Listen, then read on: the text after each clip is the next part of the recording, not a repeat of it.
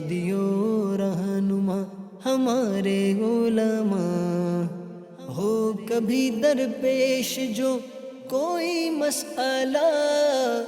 پوچھ لیں حاضر ہوں ہم ان کی بارگاہ۔ الحمد للہ رب العالمین والصلاة والسلام علی خاتم النبیین اما بعد فاعوذ باللہ من الشیطان الرجیم بسم اللہ الرحمن الرحیم الصلاة والسلام علیک یا رسول اللہ وعلی آلک و اصحابک یا حبیب اللہ الصلاة والسلام علیک یا نبی اللہ وعلی آلک و اصحابک یا نور اللہ۔ مدنی چینل کے ناظرین، پروگرام دارالافتاء اہل سنت میں آپ کو خوش آمدید کہتے ہیں۔ اللہ رب العالمین ہم سب کو دین متین کے احکامات سیکھ کر سمجھ کر ان پر عمل پیرا ہونے کی توفیق عطا فرمائے۔ ہمارے پیارے نبی صلی اللہ علیہ وآلہ وسلم کا فرمان عظمت عالی شان ہے، من صلی علیہ صلاۃ کتب اللہ لہ قراۃ والقراۃ مثل احد۔ فرمایا کہ جو مجھ پر درود بھیجے اللہ اس کے لیے ایک قرات لکھ دیتا ہے، اور ایک قرات یہ احد پہاڑ کی مثل ہے۔ سبحان اللہ۔ درود بارگاہ رسالت میں پیش کرتے جائیں، جتنا درود پڑھتے جائیں گے اللہ کی رحمتیں چھما چھم برستی رہیں گی۔ صلو علی الحبیب صلی اللہ تعالی علی محمد صلی اللہ علیہ وآلہ وسلم۔ ناظرین کرام، اس پروگرام میں ہم بطور خاص آپ کے سوالات کو بھی شامل کرتے ہیں۔ آج کے ہمارے مہمان مفتی محمد حسان رضا عطاری ہیں، ان کو بھی خوش آمدید کہتے ہیں۔ کیسے مزاج گرامی؟ الحمدللہ رب العالمین۔ ماشاءاللہ۔ کچھ سوالات ہمارے پاس ویڈیو کی صورت میں بھی موجود ہیں، انشاءاللہ ان کو بھی شامل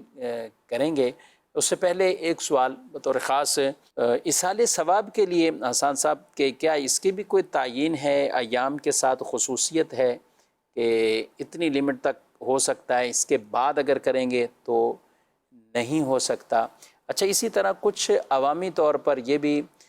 تصورات لوگوں نے بنائے ہوئے ہیں کہ اگر تو امام پاک امام حسین رضی اللہ تعالیٰ عنہ، ان کی تو نیاز کا اہتمام آپ اس مہینے کر سکتے ہیں، لیکن آپ اپنے مرحومین کی نیاز کا اہتمام وہ، یعنی کچھ لوگ تو سمجھتے ہیں کہ شاید نیاز ہی کوئی اور نہیں ہو سکتی، تو اس حوالے سے کیا رہنمائی؟ بسم اللہ الرحمن الرحیم۔ مذہب اہل سنت میں افراط و تفریط نہیں ہے، ہمارے یہاں ہر چیز اعتدال پر ہے، اور اس کا ثبوت قرآن و سنت کے اصول سے بالکل واضح ہوتا ہے۔ نیاز کرنا یہ ایک ایصال ثواب کی صورت ہے، یعنی ہم اپنے مرحومین کے لیے کچھ پکاتے ہیں یا ان کے لیے ہم کچھ پڑھتے ہیں، تو اس کو جو ایصال کرتے ہیں اس پہ ملنے والے ثواب کو، تو اس کو ایصال ثواب کہا جاتا ہے۔ بزرگوں کا معاملہ ہو تو اسے کبھی نیاز کہتے ہیں، کبھی اسے عرس کہا جاتا ہے، کبھی یوم وصال تو کبھی یوم شہادت، یہ الفاظ اس کے لیے استعمال کیے جاتے ہیں۔ ان تمام کی جو اصل بنیاد ہے وہ یہ ہے کہ اس میں ان بزرگوں کو یا ہمارے جو خاندان کے افراد دنیا سے رخصت ہو گئے ان کو خاص طور پر ایصال ثواب کیا جائے، یعنی ثواب ان کو پہنچایا جائے، اور اس کا ثبوت ظاہر ہے کہ قرآن و سنت سے موجود ہے، اور امام نووی رحمۃ اللہ تعالی علیہ اور دیگر اجلہ محدثین نے اس بات کی صراحت کی ہے کہ اس پر اہل سنت کا اجماع ہے کہ ایصال ثواب یہ ایک مستحب کام ہے۔ ٹھیک۔ تو لہذا جب ایصال ثواب کرنا ہے تو اب اس کے اصولوں میں سے کہیں پر بھی یہ مذکور نہیں کہ اس کے لیے آپ کو کوئی نہ کوئی دن مقرر کرنا یہ لازم و واجب ہوگا، ضروری ہوگا، اس کے بغیر آپ ایصال ثواب نہیں کر سکتے، یا جس دن آپ کسی ایک بزرگ رحمۃ اللہ تعالی علیہ کی نیاز کرنا چاہتے ہیں، ان کے لیے ایصال ثواب کرنا چاہتے ہیں، تو اس دن کسی اور کے لیے ایصال ثواب کا کوئی کام نہیں کر سکتے، ایسا کوئی ہمارے یہاں پر نظریہ نہیں ہے، بلکہ ایصال ثواب مطلقاً سال کے جس دن اور جس لمحے میں آپ کرنا چاہیں تو وہ کر سکتے ہیں، اس کی کوئی ممانعت یہ قرآن و سنت کے اندر نہیں ہے، اور ایصال ثواب کا جو اصول اور ضابطہ ہے اس کے تحت یہ شامل ہے۔ البتہ جو رخصت کا دن ہوتا ہے، وفات کا، وصال کا، شہادت کا دن ہوتا ہے، اس دن کو اس لیے خاص طور پہ مقرر کیا جاتا ہے، اس کو لازم نہیں سمجھا جاتا، ٹھیک۔ دن اس لیے مقرر کیا جاتا ہے کہ چونکہ ایک تو یاد رہتی ہے اس سے کہ اس دن ان کا یوم وفات تھا، یوم وصال تھا، تو خاص اس دن ان کے لیے یہ اہتمام کیا جاتا ہے کہ یاد رہے۔ دوسرا یہ کہ افراد اس میں جمع ہو جاتے ہیں اور ایک اچھا اہتمام ان کے لیے ثواب کا ہو جاتا ہے، جس کو اصال کیا جاتا ہے، تو یہ زیادہ ان کے لیے بہتر رہتا ہے۔ اور بعض بزرگوں کے جو مشاہدات ہیں اس کے مطابق ان کی ارواح جو ہوتی ہیں یہ اس دن خاص طور پہ متوجہ ہوتی ہیں، اس لیے اس دن کا خاص اہتمام کیا جاتا ہے۔ ورنہ آپ ایک دن پہلے کریں، ایک دن بعد کریں، اسی دن کریں، یا سال کے کسی بھی دن آپ ایصال ثواب کریں، آپ کو اس کا ثواب یہ ملے گا، اس سے ممانعت کی کوئی صورت نہیں ہے۔ اسی طرح محرم الحرام میں سیدنا امام حسین شہید کربلا رضی اللہ تعالی عنہ کی آپ شہادت کے لیے ان کو ایصال ثواب آپ کر رہے ہیں، بالکل جائز ہے، اور ساتھ ہی ساتھ آپ کسی اور کے لیے بھی کرتے ہیں تو کوئی اس میں ممانعت نہیں ہے، یقیناً اسے بھی ثواب پہنچے گا، کیونکہ دن متعین کرنا نہ تو لازم ہے اور نہ ہی کسی دن کو متعین کر کے اس میں ایصال ثواب کرنا منع ہے، بلکہ یہ ایک مطلق اصول ہے کہ جب آپ چاہیں جس کو چاہیں ایصال ثواب کر سکتے ہیں۔ اور یہ ساری باتیں کتب عقائد جو اہل سنت کی عقائد پر مشتمل کتابیں ہیں اس میں بھی لکھی ہوئی ہیں، اور جو فقہ حنفی کی کتابیں بالخصوص اس میں جہاں حج بدل کے مسائل بیان کیے جاتے ہیں، وہاں ہمارے علماء نے احادیث طیبہ کی روشنی میں، بخاری مسلم کی احادیث کی روشنی میں اس بات کو واضح کیا ہے کہ بندہ اپنے ہر نیک عمل کا ثواب یہ زندہ مردہ جس کو چاہے پہنچا سکتا ہے، اس کا ثواب اس کے پاس رہے گا اور اس کے مرحوم تک اس کا ثواب پہنچ جائے گا۔ اور احادیث طیبہ اس پر موجود ہیں۔ نبی پاک صلی اللہ تعالیٰ علیہ وآلہ وسلم کی بارگاہ میں حضرت سعد رضی اللہ تعالیٰ عنہ نے یہ گزارش کی تھی، کیونکہ آپ کی والدہ کا انتقال ہو گیا تھا۔ سنن ابی داؤد کی حدیث مبارکہ ہے، انہوں نے عرض کی تھی یا رسول اللہ صلی اللہ تعالیٰ علیہ وسلم میری والدہ کا انتقال ہو گیا ہے،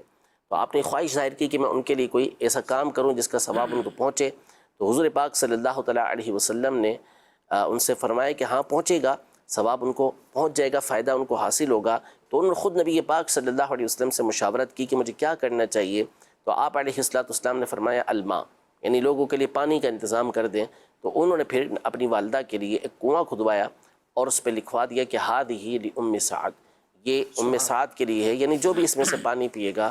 تو حضرت سعد رضی اللہ تعالیٰ عنہ کی والدہ کو اس کا ثواب پہنچے گا۔ اس طرح اور احادیث طیبہ بھی موجود ہیں۔ خود نبی پاک صلی اللہ علیہ وسلم اپنی ساری امت کی طرف سے قربانی کیا کرتے تھے، اور وہ قربانی کا مقصود یہی ہوتا تھا کہ اس کا ثواب آپ کی ساری امت کو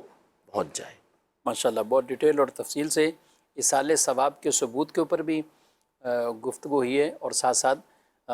کہ دیگر مرحومین کے لیے بھی اگر کوئی ایصال ثواب کرنا چاہتا ہے تو وہ بھی ظاہر ہے کر سکتے ہیں۔ اچھا، کئیوں کے برسی یا عام روٹین میں انتقال ہوا تو 40واں آ رہا ہوتا ہے، اگرچہ ہمارے اہل سنت نے، علماء نے کتب کے اندر یہ صراحت کی ہوئی ہے کہ یہ دنوں کی تعیین خاص ایصال ثواب کے لیے نہیں ہے، لیکن لوگوں کی آسانی کے لیے کہ اس دن 40واں ہوگا لوگ آ جائیں گے، اس دن 10ویں کا ختم ہے لوگ آ جائیں گے، نہیں کر پائیں گے محرم کے مہینے میں، آپ کر سکتے ہیں اس میں۔ اور ہمارے ہاں تو الحمدللہ ہر ایصال ثواب پہلے امام الانبیاء نبی رحمت صلی اللہ علیہ وسلم کی بارگاہ میں پیش کیا جاتا ہے، پھر دیگر انبیاء کرام اور صحابہ اہل بیت اطہار، تو آپ انہی بزرگ ہستیوں کی بارگاہ میں ایصال ثواب بھی پیش کریں، ساتھ ساتھ سید الشہداء امام حسین امام علی مقام رضی اللہ تعالیٰ عنہ ان کو ایصال ثواب کریں، اور پھر ان کے توسل سے دیگر کو پہنچاتے ہوئے اپنے مرحومین کو بھی آپ ایصال کریں۔ تو اور یہی ہمارے یہاں الحمدللہ اہل سنت میں جو عام ایک طریقہ کار ہے۔ اللہ پاک ہم سب کو اپنے مرحومین کو کثرت سے ایصال ثواب کرنے کی توفیق عطا فرمائے۔ کچھ ویڈیو سوالات ہیں، بڑھتے ہیں ناظرین کے ان سوالات کی طرف۔ میرا نام سہیل ہے اور میرا تعلق راولپنڈی سے ہے۔ میرا یہ سوال ہے، خون اگر جسم سے نکلے اور اتنی مقدار میں ہو کہ ٹھہر جائے تو وضو نہیں ٹوٹتا، لیکن خون نکل رہا اور انسان اس کو ٹیشو سے بار بار صاف کر دے تو وہ کس ضمر میں آئے گا؟ آیا وضو کرنا پڑے گا یا وضو قائم رہے گا؟ وضو کرنا پڑے گا یا کیا ہے، ٹیشو سے صاف کر رہے ہیں، خون نکل رہا ہے بار بار صاف کر رہے ہیں؟ اس میں اصول یہ ہے کہ خون اتنا ہو کہ جو بہنے کے لائق ہو، جس کو دم سائل کہتے ہیں، بہتا خون کہتے ہیں، یعنی اگر اسے پہنچا نہ جاتا، صاف نہ کیا جاتا تو وہ بہہ جاتا، تو اس صورت میں وہ وضو کو توڑ دیتا ہے۔ اب نکلا اور آپ نے فوری طور پہ پہنچ دیا، پھر نکلا، پھر آپ نے ٹیشو سے یا روئی سے اس کو صاف کر دیا، پھر صاف کر دیا، لیکن اگر آپ صاف نہ کرتے تو اتنی مقدار میں وہ ہوتا ضرور کہ زخم سے نکل کر بہہ جاتا اور اسی جگہ بہہ جاتا کہ جس کا دھونا وضو یا غسل کے اندر فرض ہے، یعنی اس مقام پہ بہہ جاتا تو آپ کا وضو اس سے ٹوٹ جائے گا، لیکن یہ اس لیے نہیں بہا کہ آپ نے روئی یا ٹیشو وغیرہ اس پر بار بار لگایا، اس کو صاف کیا تو اس سے وہ بہا نہیں، لیکن یہ وضو کو توڑنے سے روکے گا نہیں، وضو آپ کا اس سے ٹوٹ جائے گا، کیونکہ احادیث طیبہ میں اس کی صراحت موجود ہے کہ جو دم سائل ہوتا ہے، بہتا خون ہوتا ہے، وہ وضو کو توڑ دیتا ہے۔ یعنی یہ اپنے گمان کے مطابق تو ان کا ہوگا کہ میں نے بہنے نہیں دیا، اس کو صاف کرتے رہے، لیکن حقیقتاً وہ بہہ چکا ہے جب اس کی مقدار ہی اتنی دیر ہے۔ شوگر چیک کرنے کے لیے بھی جو سوئی لگتی ہے اس میں بھی کبھی ایسا ہوتا ہے کہ بلکہ عموماً یہی ہے کہ بہنے کی مقدار ہی نکلتا ہے؟ جی، جبھی تو اس کو اسٹک پہ لے پاتے ہیں جی، کہ اس میں جو سوراخ ہوتا ہے وہ بالکل معمولی سا سوراخ ہوتا ہے، تو اس کا مطلب یہ ہوتا ہے کہ اس سے نکل کر وہ خون آگے بہہ جاتا ہے، پھیل گیا ہے، پھیل جاتا ہے، آگے بڑھ جاتا ہے وہ، تو اس سے عمومی طور پر تو وضو ٹوٹنے والی ہی مقدار خون نکل رہا ہوتا ہے۔ صحیح۔ روزے کی حالت میں کر سکتے ہیں شوگر وغیرہ چیک؟ جی، روزہ خون نکالنے سے نہیں ٹوٹتا، یعنی جسم سے یہ چیز باہر نکل رہی ہے نا، جسم کے اندر تو داخل نہیں ہو رہی، تو جو چیز نکل رہی ہے باہر اس سے روزہ نہیں ٹوٹتا۔ تو اگر کوئی شوگر چیک کرواتا ہے یا کسی کو خون ہی اس نے دیا مثال کے طور پر، جہاں پہ شریعت نے اسے اجازت دی تھی اس لحاظ سے، تو اس صورت میں اس کا وضو تو ٹوٹ جائے گا لیکن روزہ اس سے نہیں ٹوٹے گا۔ ٹھیک ہے۔ سوال ہے SMS کے ذریعے کہ کیا خارج مسجد میں امام صاحب چارپائی وغیرہ لگا کر بیٹھ سکتے ہیں جہاں جوتے وغیرہ ہوتے ہیں یا کوئی اور ایسی جگہ؟ کیا کہتے ہیں؟ خارج مسجد جب یہ کہہ رہے ہیں تو اس کا مطلب ہے مسجد سے باہر کی وہ جگہ ہے، نہ مسجد ہے نہ فنائے مسجد ہے۔ مسجد و فنائے مسجد کے احکام جداگانہ ہوتے ہیں، لیکن خارج مسجد کے احکام الگ ہوتے ہیں۔ تو اب ویسے فنائے مسجد کی بھی بات صورتیں تو بنتی ہیں وہاں پر بھی، جس سے لوگوں کو تکلیف نہ پہنچے، اذیت نہ ہو، تشویش نہ ہو اور نمازوں کی جگہ اس میں نہ گر جائے۔ تو ایسی صورتحال اگر نہ ہو تو ٹھیک ہے، اگر امام صاحب چارپائی لگا کے بیٹھے ہوئے ہیں اور مثال کے طور پر وہ علمی مجلس ہے کہ بڑی عمر کے ہیں اور کوئی عالم صاحب ہیں، جو نیچے بیٹھنا ان کے لیے مشکل ہے، چارپائی پہ بیٹھتے ہیں، لوگ آتے ہیں، سوالات کرتے ہیں، اہتمام ہوتا ہے ان چیزوں کا، تو کوئی مسئلہ نہیں، اچھی بات ہے۔ اور یہ پرانا طریقہ بھی ہے علماء کرام کا، اعلیٰ حضرت علیہ رحمہ کے کتنے واقعات اس طرح کے، لیکن وہ خارج مسجد میں وہ تو گھر کے باہر مدرسے میں یا اس طرح کے وہ تھا۔ خارج مسجد میں بعض جگہیں ایسی ہوتی ہیں کہ جس کو عام عوام فرق نہیں کر پاتی کہ اس سے متصل فنائے مسجد ہے یا کیا ہے، جس میں یعنی شاید اس طرح کی چارپائیاں، کیونکہ سوال سے اندازہ ہے پنجاب میں یا اس طرح کے ایریاز میں جو چارپائیاں لگائی جاتی ہیں وہ عام ایک ڈیرا ٹائپ کا ہو گیا کہ جس پہ لوگ لگا کے بیٹھے ہوئے ہیں، ایک عام گپ شپ کرنے کا، تو ایسے احتیاط کرنا پھر بہتر ہوگا ایسے مواقع پر۔ سب سے پہلے تو یہ چیز سمجھ لیں کہ جو مسجد ہوتی ہے وہ جگہ ہوتی ہے کہ جو نماز پڑھنے کے لیے مقرر کی گئی، وقف کی گئی وہ جگہ، اور اب بندوں کا اس سے ملکیت ساری ختم، وہ اللہ کے لیے ہو گئی اور یہ نماز کے لیے مقرر جگہ ہے، اس کو عین مسجد کہا جاتا ہے۔ اس سے متصل بعض اوقات ایسی جگہ ہوتی ہیں، ملی ہوئی اس کے ساتھ ایسی جگہ ہوتی ہیں کہ جو مسجد کے کاموں کے لیے مقرر ہوتی ہے، جیسے وضو خانہ بعض اوقات ہوتا ہے، یا امام کا حجرہ ہوتا ہے، یا کوئی کمرہ ایسا بنایا گیا ہوتا ہے مسجد سے بالکل متصل جس میں مسجد کا سامان وغیرہ رکھا ہوتا ہے۔ تو جو مصالح مسجد کے لیے، مسجد کی ضروریات کے لیے مسجد سے بالکل متصل جگہ ہوتی ہے، اس کو فنائے مسجد کہا جاتا ہے۔ اب اس سے باہر کی جو جگہ ہوتی ہے وہ خارج مسجد کہلاتی ہے۔ اب رہا یہ معاملہ کہ جو آپ بیان فرما رہے ہیں، تو اس میں دیکھیں بہت احتیاط کی حاجت ہوتی ہے کہ اب یہ باقاعدہ ایک ظاہر ہے کہ ائمہ مساجد کی بھی اکثر تعداد ہم کہیں تو وہی ہے کہ جو علماء نہیں ہوتے، عام طور پہ وہ قاری صاحبان ہوتے ہیں یا حفاظ ہوتے ہیں، اہل علم کی تعداد جو عالم اور مفتی کہلائیں وہ ظاہر ہے کہ ایک کم ہوتی ہے، اتنی بڑی تعداد نہیں ہوتی، بالخصوص یہ جو ایریاز آپ بیان کر رہے ہیں گاؤں گوٹھ وغیرہ، اس میں تو مشکل کام ہے۔ اب جو آپ فرما رہے ہیں کہ اس طرح بیٹھ گئے چارپائی لگا کر اور ایک پنچایت کی صورت بنی ہوئی ہے اور ایک بیٹھک بنی ہوئی ہے، لوگ گپ شپ لگا رہے ہیں اور دیکھ کے ایسا لگ رہا ہے کہ کسی وڈیرے کا ڈیرا ہے یا جو ہے وہ کوئی ہوٹل کے باہر کوئی جگہ بنی ہوئی ہے، تو پھر تو اس کی اجازت نہیں ہوگی۔ حتیٰ کہ ہم تو اس میں بہت زیادہ احتیاط کا حکم دیتے ہیں کہ کوئی بھی ایسا کام مسجد کی کسی ایسی جگہ میں بھی نہ کریں، اگرچہ کہ وہ خارج مسجد یا فنائے مسجد ہے، کہ جس کو دیکھ کر ایسا لگے کہ یہ کام مسجد کے اندر ہو رہا ہے، اس سے بھی روکا جاتا ہے ہمارے یہاں پر، کیونکہ ان کا تقدس اور اہمیت لوگوں کے دلوں کے اندر بہت زیادہ ہے، اور اس تقدس کو باقی رکھنا یہ بہت ضروری ہوتا ہے۔ ٹھیک، جی مزید سوال۔ مفتی صاحب سے یہ سوال ہے کہ ہماری جو آفس ٹائمنگ ہوتی ہے وہ 9 to 5 ہوتی ہے۔ گرمیوں کے موسم میں جو ہے وہ عصر کی نماز جو ہے نا، ہم جب بس میں آ رہے ہوتے ہیں واپسی تو اس کی جماعت رہ جاتی ہے، اور سردیوں میں مغرب کی رہ جاتی ہے، تو جماعت اس پہ معاف ہوگی یا نہیں ہوگی؟ مزید سوال۔ میرا نام انیس چلی ہے، میں گجر خان سے سوال کر رہا ہوں۔ میرا یہ سوال ہے کہ محلے میں جو فوتگی ہوتی ہے اس میں خواتین جا سکتی ہیں؟ فوتگی میں خواتین کا جانا، جس سے پہلے جو یہ بھائی کہہ رہے ہیں کہ آفس سے واپسی آتے ہیں تو ظاہر ہے کچھ نمازیں بیچ میں آ جاتی ہیں۔ اس میں اگر دیکھیں جو جماعت واجب ہوتی ہے وہ جس جگہ یہ رہ رہے ہیں گھر میں یا دکان میں، تو اس محلے کی جو مسجد ہے اس کی جماعت یہ واجب ہوتی ہے، جبکہ امام شرائط کے مکمل جامع ہوں تو اس صورت میں ان کے پیچھے نماز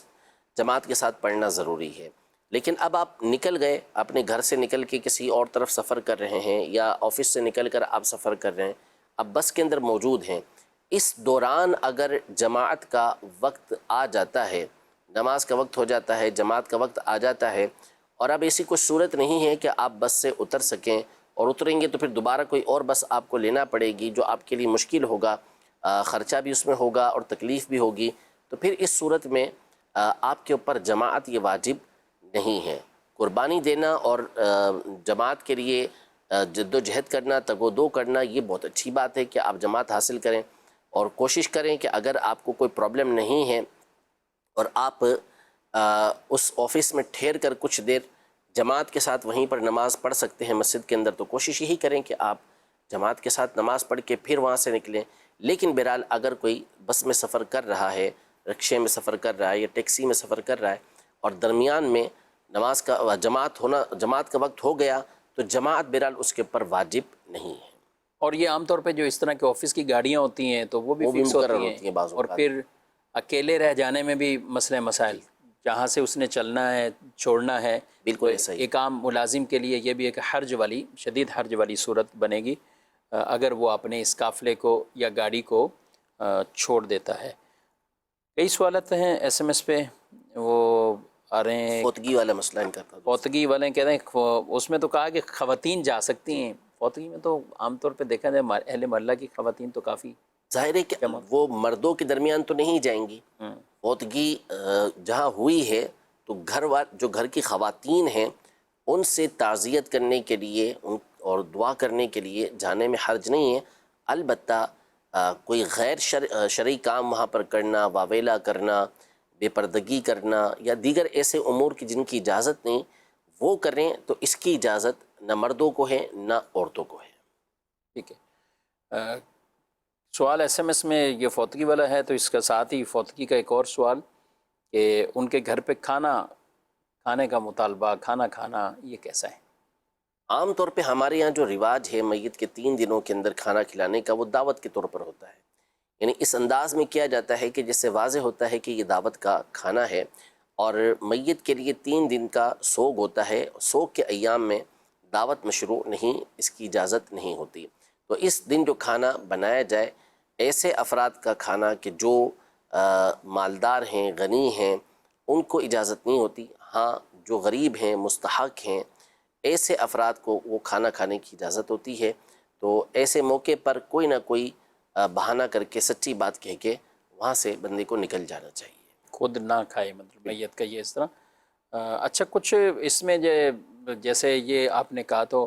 ظاہر جو مہمان دور دراز سے آئے ہوئے ان کے لیے اہتمام کرنے میں، دیکھیں اس کی پوری ڈیٹیل یہ ہے کہ جب کسی کے گھر میں انتقال ہو جائے تو پھر جو دور کے رشتہ دار ہوتے ہیں ان کے لیے، اور اسی طرح پڑوس والوں کے لیے یہ سنت ہے، طریقہ کار یہ ہے کہ ایک دن ان کے لیے کھانے کا انتظام کریں، کیونکہ قریبی رشتہ دار اور جو گھر والے ہوں گے وہ تو سوگ کے اندر ہوتے ہیں، صدمے کے اندر ہوتے ہیں۔ اب جو دور سے آئے ہیں اور ان کا اپنے گھر جا کے کھانا مشکل کام ہوگا، تو ایسے افراد کو کھلانے کی یہ اجازت ہے کہ ان کو کھلایا جا سکتا ہے۔ اور اس میں سب سے بہتر اور آسان کام یہ ہے،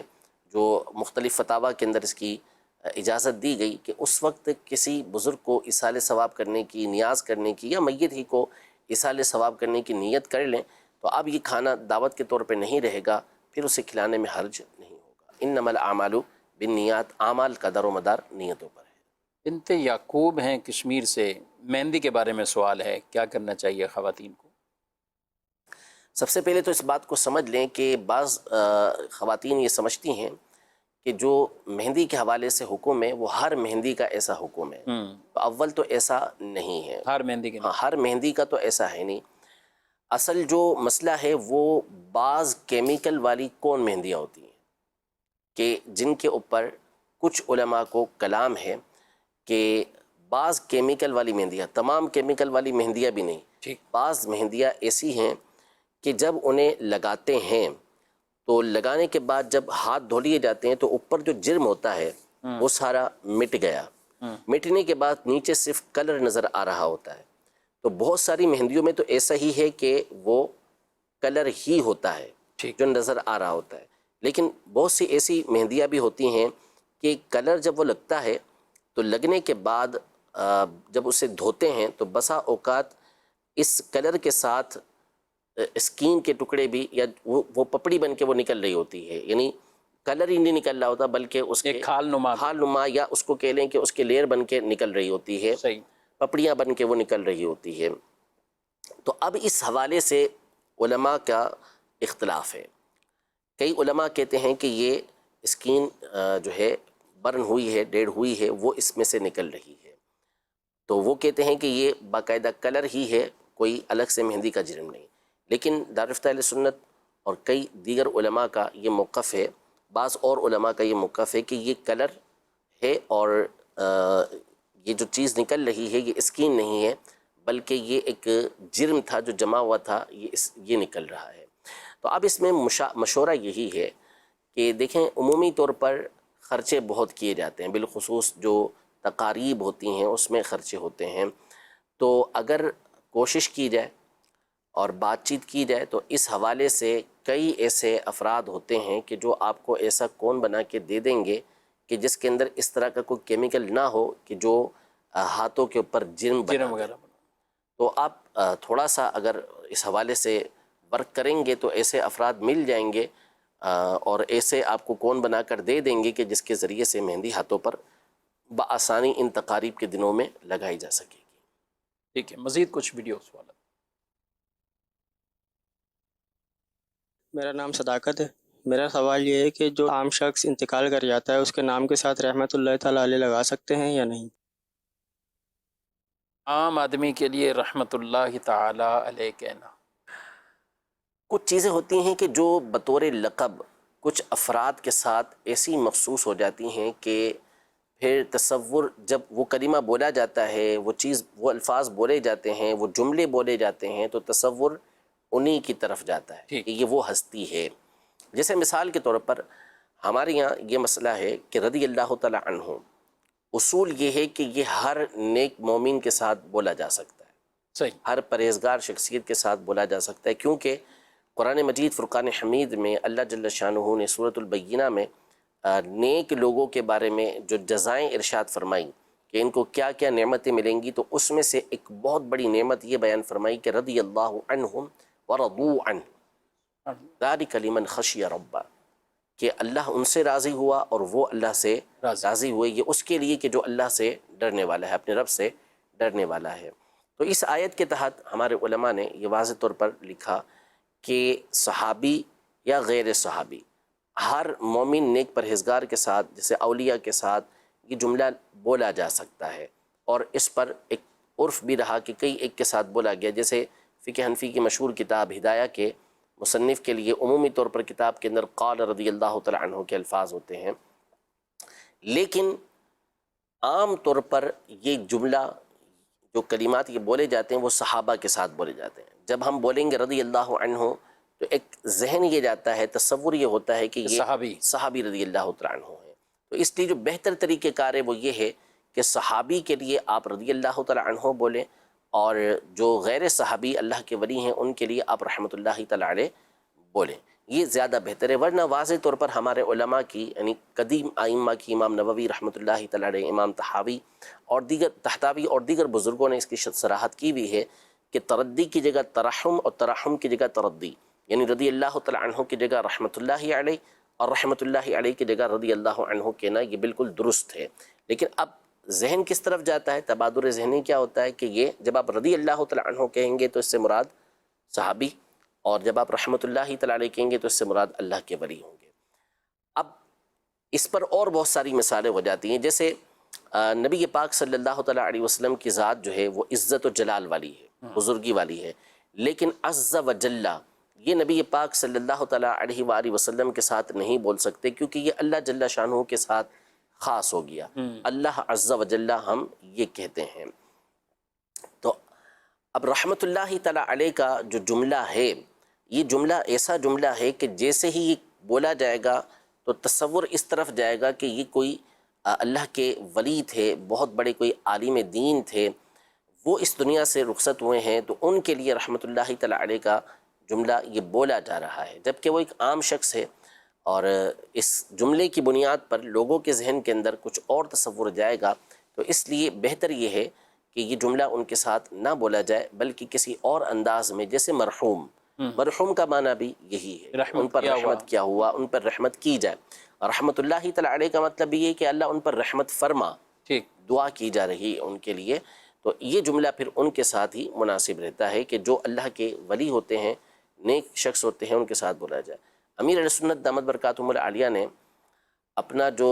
یہ بیان فرمایا کہ مجھے اعلیٰ حضرت کے بارے میں پتہ کیسے چلا کہ ان کی نعتیں تو ہم سنتے تھے بچپن میں، چھوٹے تھے، لیکن کوئی اتنی معرفت نہیں تھی، بس یہ پتا تھا کہ بہت اچھے ان کے کلام ہوتے ہیں۔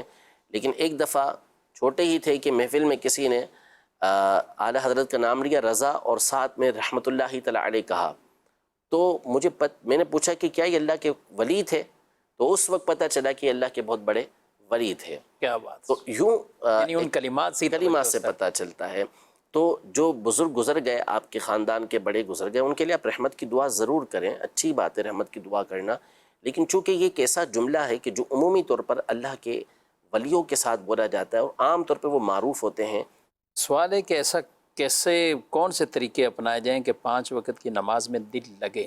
اور توجہ بھی رہے کہ نماز پڑھنی؟ مسلسل کوشش کرنا پڑے گی، جد و جہد کرنا پڑے گی۔ ایسا نہیں ہوتا کہ یک بارگی ہی بندے کو کسی چیز کے اندر لذت حاصل ہونا شروع ہو جائے، اسے مزہ آنا شروع ہو جائے۔ ابتدا کے اندر ایسا ہی ہوتا ہے کہ بندے کو کوشش کرنا پڑتی ہے، چاہے وہ کوئی بھی کام ہو۔ ایسا نہیں ہوتا کہ بندہ فوری اس کے اندر لذت حاصل کرنا شروع کر دے، سوائے جو گناہ ہوتے ہیں، گناہ چونکہ نفس کو ویسے ہی بھاتے ہیں تو اس میں لذت حاصل ہوتی ہے، ورنہ جو نیکیاں ہیں اس کے لیے بندے کو کوشش ہی کرنا پڑتی ہے۔ دنیاوی کوئی کام ہوتے ہیں، بہت سارے کام ہوتے ہیں، ہم دیکھتے ہیں کہ فوری طور پہ بندہ اس کے اندر اس کا دل نہیں لگتا، لیکن آہستہ آہستہ کوشش کر کے وہ اس کے اندر لگا رہتا ہے، تو ایک وقت آتا ہے وہ اس کے لیے آسان ہو جاتا ہے۔ تو ہمارے اسلاف کے یہ اقوال موجود ہے کہ ہم نے 20 سال تک خشوع حاصل کرنے کی کوشش کی، کہ ہمارے دل لگ جائیں عبادت کے اندر، اور 20 سال کے بعد پھر آج ہم اس کا ثمرہ حاصل کر رہے ہیں۔ اور پڑھنی بھی ساتھ ساتھ پریکٹس بھی رہی ہے نا، نماز پڑھنی تو ہے نا لازمی، یعنی نہیں دل لگتا تو بھی آپ زبردستی پڑھیں اور خشوع اور خضوع پیدا کرنے کی کوشش کریں، توجہ رب عز و جل کی طرف لگائیں، اور کوشش کریں کہ 5 وقتہ نماز ایک تو باجماعت ادا کریں، پھر اس کے بعد کچھ صورتیں اور سورۃ الفاتحہ ان کو اچھی طریقے سے یاد کرنے کے ساتھ ان کا ترجمہ اور تفسیر اچھی طریقے سے پڑھ لیں۔ جب نماز میں آپ اسے پڑھیں گے تو پھر انشاءاللہ لطف بھی آپ کو حاصل ہوگا۔ سوال ہے کہ عشرہ مبشرہ صحابہ کے علاوہ بھی کئی ایسے صحابہ جن کو نبی پاک علیہ السلام نے جنت کی بشارت دی ہے، تو پھر یہ 10 کی خصوصیت کیوں علیحدہ؟ بالکل، نبی پاک صلی اللہ تعالیٰ علیہ وسلم نے 60 سے زیادہ صحابہ کرام علیہم رضوان کو جنت کی بشارت دی ہے، 60 سے زائد۔ ہاں، اور اس کے اوپر پوری کتاب ہے المبشرون بالجنہ۔ یہ کئی علماء نے اس موضوع پر کتابیں تحریر کی ہیں۔ شیخ محقق رحمۃ اللہ تعالیٰ علیہ نے تعمیم البشارہ کے نام سے ایک اس پر رسالہ بھی تحریر کیا ہے، بڑے تفصیل کے ساتھ اس میں گفتگو کی ہے۔ تو کئی صحابہ کرام علیہ رضوان، جیسے حسنین کریمین، سیدنا امام حسن، سیدنا امام حسین رضی اللہ تعالیٰ عنہما، سیدہ فاطمہ زہرا رضی اللہ تعالیٰ عنہا، سیدہ خدیجۃ الکبریٰ رضی اللہ تعالیٰ عنہا، سیدہ عائشہ صدیقہ رضی اللہ تعالیٰ عنہا، سیدنا عمار بن یاسر رضی اللہ تعالیٰ عنہ، اور کئی صحابہ کرام علیہم رضوان ہیں کہ جن کو نام بنام نبی پاک صلی اللہ علیہ وسلم نے جنت کی بشارت دی ہے۔ یہ جو 10 افراد ہیں عشرہ مبشرہ، یہ وہ جماعت ہے کہ جو ایک تو اکابر صحابہ کرام علیہم رضوان کی تھی، اور دوسرا ان تمام کو نبی پاک صلی اللہ علیہ وسلم نے ایک ہی مجلس کے اندر جنت کی بشارت دی تھی کہ ابو بکر فی الجنہ، عمر فی الجنہ، عثمان فی الجنہ، علی فی الجنہ، عبد الرحمن بن عوف فی الجنہ، طلحہ بن عبید اللہ فی الجنہ، ابو عبیدہ فی الجنہ۔ تو یہ 10 افراد کے نام لے کر نبی پاک صلی اللہ علیہ وسلم نے ارشاد فرمایا تھا کہ یہ سارے ایک ہی مجلس میں جنتی فرمایا، اور یہ تھے اکابر صحابہ۔ یعنی نبی پاک صلی اللہ تعالیٰ علیہ وآلہ وسلم کے دنیا سے پردہ فرمانے کے بعد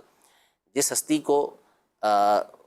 مقرر کیا گیا، خلیفہ بنایا گیا، وہ سب سے افضل تھے، یعنی سیدنا صدیق اکبر رضی اللہ تعالیٰ عنہ۔ ان کے وصال ظاہری کے بعد سیدنا عمر رضی اللہ تعالیٰ عنہ کو خلیفہ مقرر کیا گیا، اور یہ ان کے افضل ہونے کی بنیاد پر ان کو خلیفہ مقرر کیا گیا۔ پھر اس کے بعد حضرت عثمان غنی رضی اللہ تعالیٰ عنہ، اور پھر اس کے بعد حضرت مولا کائنات مولا مشکل کشا رضی اللہ تعالیٰ عنہ، ان کو ان کی عظمتوں کی بنیاد پر، ان کی افضلیت کی بنیاد پر خلیفہ مقرر کیا گیا۔ اب جب حضرت عمر رضی اللہ تعالیٰ عنہ دنیا سے رخصت ہو رہے تھے تو آپ نے خاص طور پر 6 افراد کے نام دیے کہ ان میں سے کسی ایک کو خلیفہ مقرر کر لیا جائے۔ حضرت ابو بکر رضی اللہ تعالیٰ عنہ تو دنیا سے رخصت ہو چکے تھے، اسی طرح ابو عبیدہ بن الجرح رضی اللہ تعالیٰ عنہ یہ بھی دنیا سے رخصت ہو چکے تھے، اور خود حضرت عمر رضی اللہ تعالیٰ عنہ یہ ظاہر ہے کہ اس وقت خلیفہ تھے، اور آپ کی کنڈیشن واضح تھی کہ آپ کا بچنا ممکن نہیں تھا جو حالات تھے اس کے اعتبار سے۔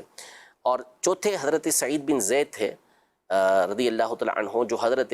عمر رضی اللہ تعالیٰ عنہ کے چچا زاد بھائی بھی بنتے ہیں۔ تو چونکہ خلافت ایک الگ جو ہے وہ شعبہ ہے، اور اس کے لیے کچھ اور صلاحیتیں بھی درکار ہوتی ہیں، افضلیت اور خصوصیات اپنی جگہ پر، لیکن بہت ساری چیزیں ایسی ہوتی ہیں کہ جس کے لیے جو خلافت کے لیے ضروری ہوتی ہیں۔ تو حضرت عمر رضی اللہ تعالیٰ عنہ نے یہ بقیت 6 صحابہ تھے، ان کا نام دیا۔ حضرت عثمان غنی رضی اللہ تعالیٰ عنہ، حضرت علی رضی اللہ تعالیٰ عنہ، حضرت عبد الرحمن بن عوف رضی اللہ تعالیٰ عنہ، حضرت طلحہ بن عبید اللہ رضی اللہ تعالیٰ عنہ، حضرت سعد بن ابی وقاص، اور حضرت زبیر بن العوام رضی اللہ تعالیٰ عنہم۔ اور ان کے بارے میں فرمایا کہ نبی پاک صلی اللہ تعالیٰ علیہ وسلم دنیا سے رخصت ہوئے وَهُوَ رَاضٍ عَنْهُمْ، اور آپ علیہ السلام اس جماعت سے راضی تھے، ان 6 افراد سے راضی تھے، یعنی خصوصی طور پر ان سے رضا حاصل تھی نبی پاک صلی اللہ علیہ وسلم کو۔ تو یہ چونکہ اکابر تھے، بڑے تھے، اور پھر ایک ہی مجلس کے اندر ان تمام کو اس بات کی بشارت دی گئی کہ یہ جنتی ہیں، تو اس لیے اس جماعت کو عشرہ مبشرہ کہا جاتا ہے۔ سبحان اللہ، یعنی یہ ان کی اور خصوصیات ہیں۔ اگر ہم فضائل میں بھی پڑھتے ہیں تو غزوہ بدر اور احد، یہ جتنی ڈیٹیل تفصیل بیان کی جاتی ہے، تو بلکہ خلفائے راشدین کے بعد اگر جب ترتیب بیان کرتے ہیں تو اس میں عشرہ مبشرہ ایسا ہی ہے۔ عشرہ مبشرہ حسنین کریمین سیدہ فاطمہ، سیدہ خدیجہ، سیدہ عائشہ رضی اللہ تعالیٰ عنہم، حضرت عمار بن یاسر رضی اللہ تعالیٰ عنہ، اور اسی طرح اور صحابہ کرام علیہ رضوان کا ذکر، یہ فضیلت میں یہ فضیلت ذکر کی جاتی ہے۔ سبحان اللہ۔ جی مزید؟ میرا نام سکلین احمد ہے۔ مفتی صاحب سے سوال ہے کہ کیا شادی کے لیے استخارہ کرنا ضروری ہے؟ برائے کرم جواب ارشاد فرما دیں۔ جی، مدنی مذاکرے میں تو بہت آپ نے بھی سوال کیا، اور امیر اہل سنت دعوت برکات ملالیہ نے اسی ہفتے بڑی ڈیٹیل تفصیل سے اس کا جواب بھی ارشاد فرمایا۔ چلیں کچھ خلاصہ حاصل یہ ہے کہ سب سے پہلے تو استخارہ ایک ایسی چیز ہے کہ جس میں خیر اللہ سے طلب کی جاتی ہے، اور بخاری شریف کے حدیث مبارکہ ہے کہ حضرت سیدنا عبداللہ بن مسعود رضی اللہ تعالیٰ عنہ سے بھی استخارے کی تعلیم مروی ہے، اور حضرت جابر بن عبداللہ رضی اللہ تعالیٰ عنہ سے بھی مروی ہے، اور اس میں یہ ہے کہ نبی پاک صلی اللہ تعالیٰ علیہ وسلم ہمیں ہر شے کے اندر استخارے کے حکم کا استخارہ کرنے کا حکم ارشاد فرماتے تھے، اس کی تعلیم دیتے تھے۔ تو آپ صلی اللہ تعالیٰ علیہ وآلہ وسلم کی تعلیمات میں سے ہے کہ بندہ جب ایسا کام کرنے لگے تو اس میں استخارہ یہ کر لے، یہ اس کے لیے اچھا ہے۔ لیکن یہاں پر چند باتوں پر تنبیہ کرنا یہ ضروری ہے۔ نمبر 1 کہ یہ یاد رکھیے کہ استخارہ ایک ظنی چیز ہوتی ہے، یہ یقینی چیز نہیں ہے۔ یقین یہ وحی کے ذریعے حاصل ہوتا ہے، استخارے میں صرف آپ کو ایک اشارہ مل جاتا ہے۔ پھر شارحین حدیث نے اس موقع پر یہ لکھا کہ استخارہ اصل میں اس چیز کے لیے ہوتا ہے کہ جس میں بندے کو تردد ہو کہ میں یہ کروں یا نہ کروں، بندہ متردد ہوتا ہے۔ اچھا اب استخارہ دیکھیں، کوئی نماز پڑھنے کے لیے استخارہ کرنا چاہے کہ میں نماز پڑھنے کے لیے استخارہ کروں کہ میں نماز پڑھوں یا نہ پڑھوں، تو یہ استخارہ نہیں ہوگا۔ اسی طرح کوئی گناہ کرنے کے لیے استخارہ کرنا چاہے کہ میں فلاں نعوذ باللہ گناہ کر لوں، اس کے لیے استخارہ کروں، تو یہ جائز ہی نہیں کہ وہ اس کے لیے استخارہ کرے۔ جو چیز مقررات میں سے ہے، جس چیز کو مقرر کر دیا گیا، اب وہاں پہ استخارہ نہیں ہے۔ استخارہ اصل میں ایک جائز کام کے اندر ہوتا ہے جو بندے پر نہ کرنا لازم ہوتا ہے نہ کرنا لازم ہوتا ہے، اور اس کو اس میں ایک تردد ہوتا ہے کہ میں یہ کروں یا نہ کروں، تو اب اس کے لیے وہ خیر کو طلب کرتا ہے، بھلائی کو طلب کرتا ہے، تو اسے اشارہ مل جاتا ہے کہ وہ یہ کام کر لے۔ اب اسی موقع پر شیخ محقق شیخ عبدالحق محدث دہلوی رحمۃ اللہ تعالیٰ علیہ اور دیگر نے اس بات کو لکھا کہ اگر بندہ کسی کام کے کرنے کا پختہ ارادہ کر چکا ہے پہلے سے ہی کہ مجھے یہ کرنا ہی کرنا ہے، تو اب اس کا استخارہ کرنا یہ مناسب نہیں ہے، کیونکہ استخارے میں ایک چیز منع آ گئی اور اس کا کیا ہے؟ پکا ارادہ ہے کرنے کا۔ اب مناسب نہیں تھا کہ ارادہ پکا نہ ہوتا تو وہ کرتا اور پھر اس کے بعد اسے جو اشارہ ملتا اس پہ کرتا۔ اب اس نے کرنا ہی کرنا ہے، اسی طرح سے کام نہیں کرنا، اب اس کے لیے استخارہ کرتا ہے تو پھر یہ مناسب نہیں ہے۔ جس میں تردد ہے بندے کو، اس موقع پر وہ استخارہ کرے اور پھر اس کے بعد جو استخارے کے اندر آئے بہتر ہے کہ اس پر عمل کرے۔ واجب اب بھی اس پر ایسا عمل کرنا نہیں ہے، کیونکہ یہ کوئی یقینی چیز نہیں بلکہ ایک ظنی چیز ہے، بہتر ہے کہ اس پر عمل کرے۔ اچھا پھر یہاں پر ایک اور بات یہ ہے کہ بسا اوقات دنیاوی اعتبار سے جب ہم تحقیق کرتے ہیں، تفتیش کرتے ہیں، اور اس کا حدیثوں میں حکم دیا گیا ہے، ہم نے دیکھنا ہوتا ہے کہ جو شادی ہے چونکہ وہ بہت بڑا معاملہ ہوتا ہے اور نسلوں کا اس پر دار و مدار ہوتا ہے، ساری زندگی ساتھ گزارنی ہے، تو اس لیے اس میں احتیاط کرنا ہوتی ہے، حتیٰ کہ ایک مرتبہ دیکھنے تک کی اجازت دی کہ محارم کی موجودگی میں بندہ دیکھ بھی سکتا ہے، حالانکہ ویسے دیکھنے سے منع کیا جاتا ہے، تو اب اس میں احتیاط ضروری ہوتی ہے۔ تو اب بندے نے مثال کے طور پہ دنیاوی اعتبار سے ساری تفتیش کر لی، اب اس کے سامنے جو نتائج آئے، بھلے بعد میں آئے استخارے کے بعد، وہ یہ تھے کہ یہ رشتہ مناسب نہیں ہے، ٹھیک نہیں ہے، ایسی رپورٹس ملی اسے کہ اب بیٹی اس مقام پہ دینا یا بیٹے کا رشتہ اس مقام پہ کرنا یہ مناسب نہیں ہے۔ بھلے تو استخارے کے اندر یہ آیا ہو کہ بہتر ہے، لیکن اس پر عمل کرنا نبی پاک صلی اللہ تعالیٰ علیہ وسلم نے لازم قرار نہیں دیا، سکھایا ضرور ہے، اور اشارہ ملے اور بندے کو اور کوئی اس کے خلاف صراحتاً کوئی بات نہیں ملتی تو بہتر یہی ہے کہ اس استخارے پر عمل کرے، لیکن کرنا لازم نہیں ہے۔ اب بھی یہی حکم بیان کر دوں کہ کرنا بہتر ہے جبکہ اس کے برخلاف کوئی واضح طور پر قرینہ موجود نہ ہو، لیکن اگر کوئی بندہ نہیں کرتا تو اسے گناہ گار نہیں کہا جائے گا۔ اچھا کئی لوگ تو کوئی رشتہ اب واپسی کرنا ہے یا منع کرنا ہے، اب سہارا لیں استخارے کا۔ ایک مولانا صاحب کے پاس گئے، انہوں نے کہا جی مناسب ہے، اچھا یہ اس کے استخارے کو ہی گویا کو ٹکرا دیں گے ایک طرح کے، اور دوسرے کے پاس جائیں گے، جب تک انہیں نہ آئے گی میں نے وہاں سے کروا۔ جب لڑکے والے کہہ رہے ہوتے کہ ہماری ہاں آ رہی ہے، آپ کی نہ آ رہی ہے، یہ کیا مسئلہ آپ نے کرے، تو یہ کیا پھر ایسے موقع پہ جب اختلاف ہو رہا ہو تو دونوں کسی ایک ہی مولانا کے پاس جائیں، کیا کریں؟ ان کو اصل میں مسئلہ یہ ہوتا ہے کہ بعض لوگ تو وہ ہوتے ہیں کہ جو بولڈ ہوتے ہیں اور صاف الفاظ میں منع کر سکتے کہ ہمارا ذہن نہیں بن رہا، بہت سو کے اندر اس طرح کی عادت نہیں ہوتی کہ وہ کسی کو صاف الفاظ میں منع نہیں کر سکتے، تو منع کرنا یا منع کرنے میں کوئی اور بھی خرابیاں آ سکتی، کچھ اور رشتے، جیسے امیر السنت نے اس دفعہ بیان بھی فرمایا تھا کہ بہت دفعہ ایسے خطرناک معاملات ہو جاتے ہیں، تو اب ان کے لیے پرابلم کھڑی ہوتی ہے کہ وہ کیا کریں۔ تو استخارے کا سہارا لینا تو بہرحال خطرناک بات ہے کہ اگر ہاں آئی تو پھر آپ جھوٹ بولیں گے کیا اس کے، تو جھوٹ تو نہیں بول سکتے، تو کوئی ایسی بات، کوئی ایسے جملے اچھے سے کسی سمجھدار سے بیٹھ کے بنا لیں اور میسج کر دیں۔ آج کل تو واٹس ایپ کا دور ہے، اچھے انداز میں دعا دے کے دونوں بچوں کے لیے اچھے نصیب کی دعا کر کے پھر اس کے بعد اسے بیان کر دے کہ اصل میں فی الوقت ہمارا اس حوالے سے کوئی ذہن بن نہیں رہا، تو اس لیے ہم آپ کا بیٹا یا آپ کی بیٹی جو بھی ہے وہ ماشاءاللہ اللہ پاک اس کو خوش و خرم رکھے، اس کے نصیب اچھے کرے، لیکن فی الحال ہم یہ رشتہ نہیں کر سکتے۔ اور سامنے والوں کو بھی کوئی اتنا ناراض نہیں ہونا چاہیے، بالکل ناراض نہیں ہونا چاہیے کہ دیکھیں یہ کوئی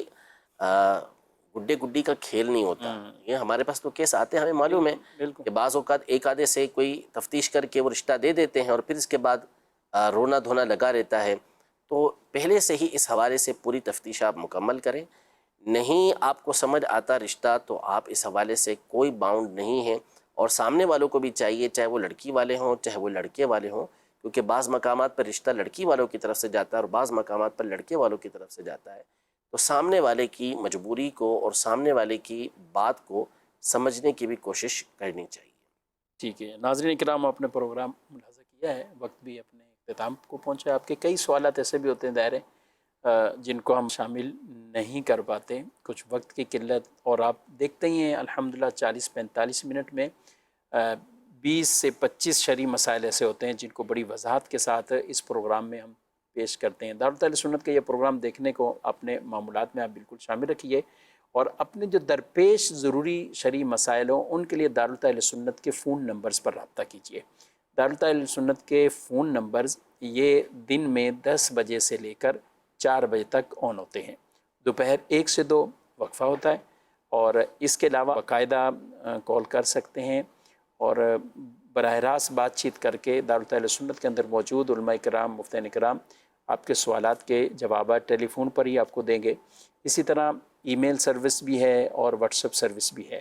اگر آپ ان نمبرز پر بھی رابطہ کر کے اپنے سوالات بھیجتے ہیں تو انشاءاللہ ان پر بھی آپ کو شرعی رہنمائی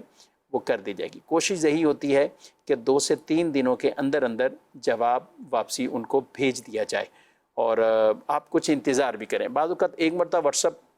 لوگ کرتے ہیں اور پھر 2-4 گھنٹے بعد دوبارہ کر دیتے ہیں، اچھا پھر 2-4 گھنٹے بعد پھر کر دیتے ہیں، حالانکہ ان کو اگلے دن دیکھا جاتا ہے کہ کتنے سوالات آئے ہوئے ہیں، تو وہ ایک ہی سوال مختلف طرح سے یعنی متعدد بار بھی آ جاتا ہے، ریپیٹ بھی ہو جاتا ہے، اور بعض اوقات اس وجہ سے ہمارے کئی اور علماء کرام، مفتیان کرام جن کے ٹائم میں یعنی ایک ہی سوال کے جواب مختلف افراد لکھ رہے ہیں، تو ایسا بھی نہ کریں بلکہ انتظار کریں، آپ کو انشاءاللہ 2 سے 3 دن کے اندر اندر وہ جواب مل جائے گا۔ تو دارالحکومت اہل سنت کی یہ سروس ہے، اس پر بطور خاص ہمارے بیرون ملک والے افراد وہ رابطہ کریں، اور پاکستان والے بھی اگر رابطہ کرتے ہیں ہماری کوشش ہوتی ہے کہ ان کے جوابات بھی ان کو واٹس ایپ کے ذریعے ہی دے دیے جائیں۔ اللہ پاک ہم سب کے علم میں برکتیں عطا فرمائے، علم نافع کی دولت ہم سب کو عطا فرمائے اور عمل کرنے کی توفیق دے، آمین بجاہ النبی الامین صلی اللہ علیہ وآلہ وسلم۔ ہادی و رہنما ہمارے علماء، ہو کبھی درپیش جو کوئی مسئلہ، پوچھ لیں حاضر ہوں ہم ان کی بارگاہ۔